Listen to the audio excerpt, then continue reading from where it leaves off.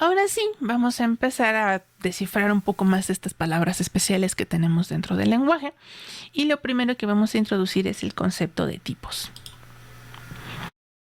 Tipos de datos. Bueno, recordemos que dentro de la computadora ya habíamos dicho que lo único que hay son ceros y unos. Ceros y unos para comandos, ceros y unos para datos, ceros y unos para direcciones. Entonces, de alguna manera necesitamos decirle a la computadora cómo tiene que interpretar esos ceros y unos. Son una instrucción, son un número, son un nombre, son una imagen. ¿Qué son? Bueno, nosotros nos referimos a eso precisamente como tipo de datos. Un tipo de datos especifica la interpretación semántica de la información introducida en la computadora, es decir, su significado y por ende cómo operar con ella. Si son números, se pueden sumar, si son cadenas, se pueden concatenar, si son helados, no los podemos comer. Tenemos también un concepto matemático que surge un poquito más adelante en la historia para trabajar formalmente con estos datos que estamos operando en la computadora y se les conoce como tipos abstractos de datos. Un tipo abstracto de datos es una especificación formal algebraica de un conjunto de datos y las operaciones que pueden realizarse con ellos, con las precondiciones que se deben de cumplir para poder realizar la operación. 2. Las postcondiciones o relaciones que se satisfarán tras haber ejecutado la operación. No indica cómo serán representados estos datos en ningún sistema en particular, me refiero a sistema computacional, ni los detalles de cómo se llevarán a cabo las operaciones. Por eso son abstractos. De hecho, aquí un ejemplo que me gusta mucho es recurrir tal cual al álgebra. Desde la primaria, nosotros hemos trabajado con tipos numéricos. En particular, por ejemplo, a nosotros nos habían enseñado los números enteros positivos. Y entonces ocurrían cosas que nos decían en la primaria como, entonces ahora voy a escribir aquí, bueno, vamos a llamarlos naturales, tal cual. ¿Qué nos decían en la primaria?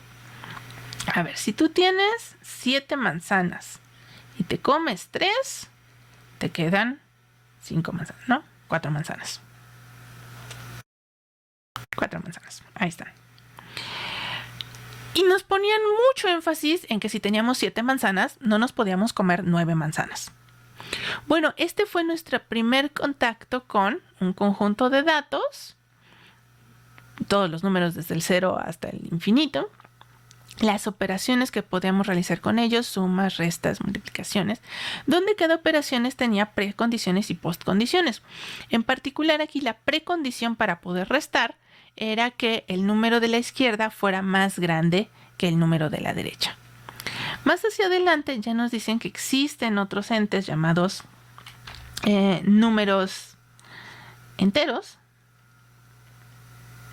en particular que pueden existir los enteros negativos, y en este caso sí puedo hacer esto y decir que tenía 7 pesos, gasté 8 y pues significa que a alguien le debo un peso, ¿no? A lo mejor le dije al de la tiendita, oye, ¿sabes qué? Me falta un peso, al ratito te lo trae mi mamá, ¿no?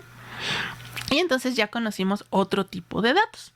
Bueno, estas especificaciones algebraicas nosotros las vamos a poder hacer incluso para manejar registros de inscripciones a universidades o al padrón electoral y vamos a poder definir operaciones con ellos. Podemos definir también tipos helados, tipos canciones, tipos álbumes de música, etcétera, etcétera. Y por ahí vamos a ir trabajando nosotros. Ahora, observen que a este nivel yo no he dicho ni cómo voy a poner esto en los capacitores de la computadora, no dije qué tiene que ver esto con ceros y unos. Y bueno, a nosotros nos enseñaron a hacer esto en la primaria, lo hacen nuestros cerebros, pero no he dicho cómo convertir este símbolo 7, símbolo 8 en un símbolo -1. Entonces todo esto está funcionando a nivel abstracto, algebraico. Cuando queramos implementar esto en la computadora, sí necesitamos decir cómo vamos a transformar este 7 y este -8 en un -1. Y en ese momento pues dejarán de ser abstractos. Ahora, si ya lo queremos implementar en la computadora, aparece el concepto de estructuras de datos. Y aquí voy a seguir una definición que da Román en su libro que escribió en el 2011. Dice, las estructuras de datos son las formas de representación interna de datos de la computadora. mediante las que se representa cualquier situación en la computadora, es decir, son los tipos de datos que maneja la máquina. Por ejemplo, podemos representar a un trabajador mediante los datos, nombre del empleado, número de horas trabajadas, cuota por hora, etcétera, etcétera. Entonces, cuando ya hablemos ahora sí de cómo lo vamos a representar, entonces diremos que estamos trabajando con estructuras de datos.